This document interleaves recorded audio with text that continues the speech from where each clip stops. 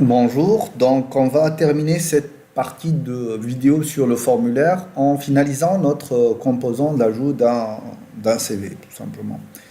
Donc le use case qu'on va traiter est le suivant, vous devez ajouter votre CV, vous n'avez pas le droit de mettre de champ vide à part le path, et dès la finalisation de l'ajout, vous devez avoir votre nouvelle liste mise à jour directement. OK. Et bien sûr, le bouton envoyer ne devra être valide que si vous avez votre bouton qui est vos données qui sont valides. D'accord? Donc on va revenir ici au niveau de notre formulaire. On va aller au niveau du Add CV formulaire. Donc ici on a notre formulaire. Si vous voulez ajouter des contraintes sur des éléments particuliers, on l'a vu. Ici, je vais juste lui dire que là, mon input du path, il n'est plus required. Je vais lui dire ici que ça va être disabled au niveau si mon formulaire il est, disabled à true lorsque c'est invalide. Voilà. Voilà. Je ne vais pas trop m'attarder sur les contraintes. Donc, je vais aller ici. On a notre invalid touched. Donc, ça, c'est concernant ces éléments-là. Vous pouvez plutôt ajouter des contraintes du style, par exemple, ici, l'âge, c'est min 0. Voilà. On va ajouter min égale 0 et max, par exemple. Pour moi, je ne peux pas avoir un axe plus que... Bon, on va être gentil, on va mettre 170, mais pas plus, quoi. Pour le job, il n'y a pas de contrainte. First name et name, c'est juste required. Il n'y a pas de contrainte réellement. Donc ici, je veux que ça soit required. Voilà, pareil ici. Voilà, il faudra que le monsieur il ait toutes ces informations-là. De préférence, il doit avoir un job. S'il postule pour un CV, ouais, c'est pas très, mais je sais pas là. Donc, pareil ici, c'est required et là, c'est required. Voilà. C'est toutes les contraintes qu'on devrait avoir à ce niveau-là. Maintenant, je voudrais que ces informations, je voudrais les récupérer au niveau de mon formulaire.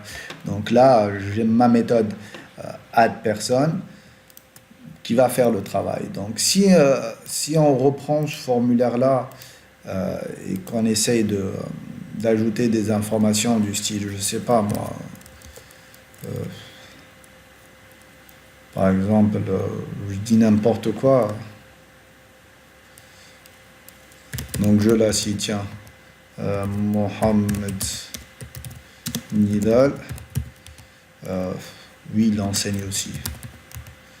Il a 35 ans, il a une CIN de, c'est ça son CIN. Bon, si je ne mets pas de CIN, logiquement ça devrait être rouge, vous voyez, ça marche.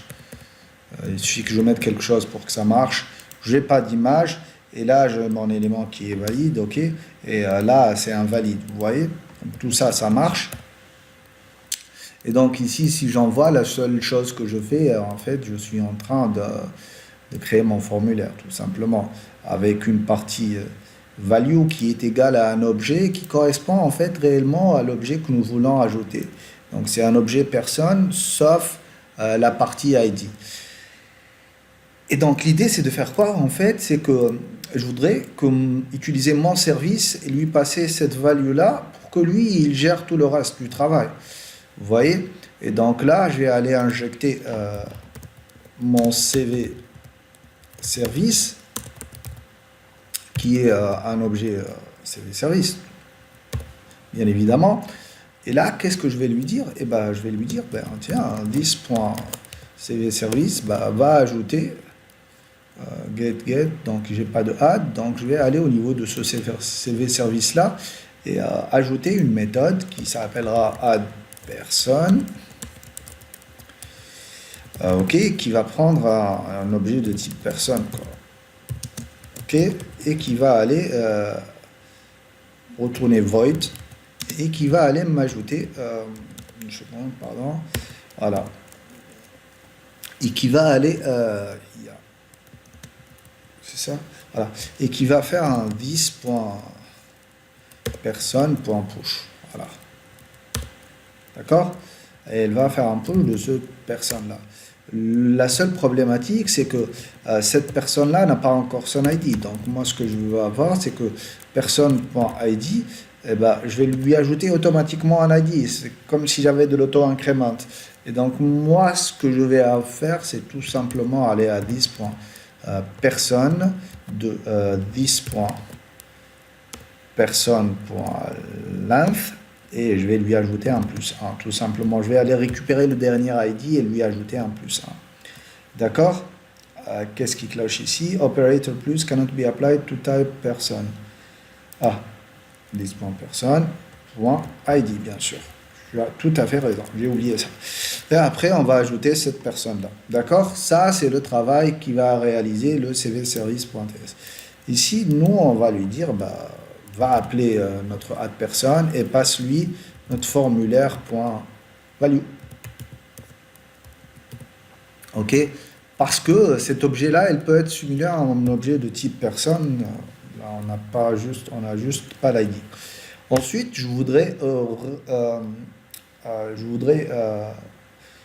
forwarder donc l'utilisateur vers la route CV pour lui afficher la liste des CV mise à jour.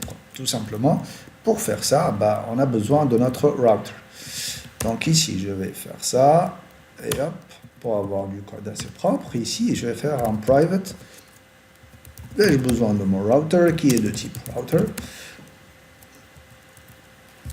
Bien sûr, il faudra que j'utilise mon autocomplete pour qu'il aille importer donc cet élément-là en haut, d'accord? Et ici, je vais faire un this.router.navigate. Voilà, et je vais naviguer vers un lien que je vais construire en haut.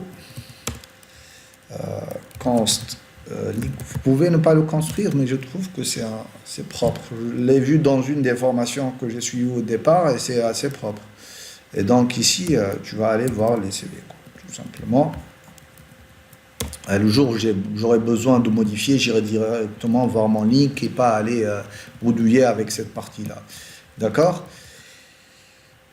Normalement, ça devrait marcher. Donc là, on va lui envoyer le formulaire. Lui, il va récupérer le CV. Il va aller ajouter la personne. Il va aller naviguer vers le lien. OK?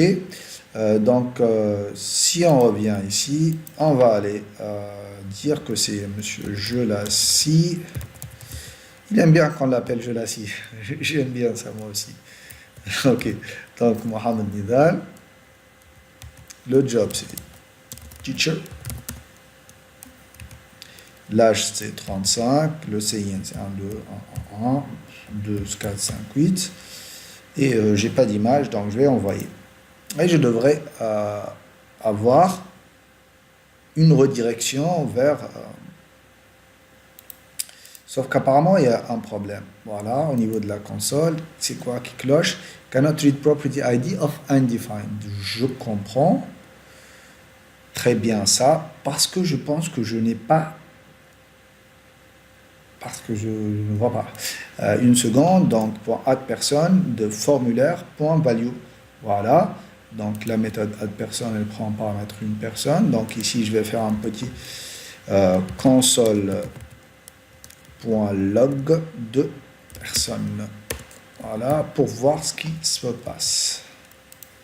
Je réactualise. Donc si Nida job, voilà, 35, 1, 2, 4, 8, 7, 5, 1, voilà, et je vais envoyer tout ça. Donc là, c'est Jelassi, first name Nida, job, âge et CIN. Donc c'est bon, on a tout ça. Ça, c'est la propriété personne. Et can't read property ID of undefined.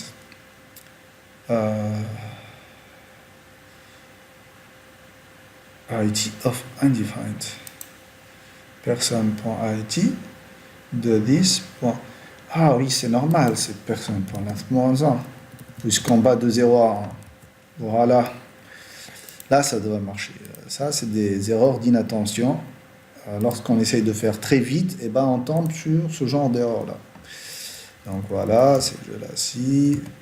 Là, c'est M. Mohamed Nidal. C'est un teacher, un très bon teacher en plus. 35, 1, 2, 5, 4, 7, 8, 3. Et envoyer. Et là, on a notre monsieur Mohamed Nidal. Puisqu'on n'a pas donc d'image, donc c'est l'image par défaut, on peut l'embaucher. On peut voir plus de détails de monsieur Mohamed Nidal et tout marche très bien. Donc on a cette fonctionnalité qui marche. Et on a appliqué, on a utilisé notre formulaire. Et si je veux ajouter d'autres personnes, eh ben, je vais les avoir ici, hein. Et là, on a toujours la personne qui a été embauchée. Voilà, voilà. Merci.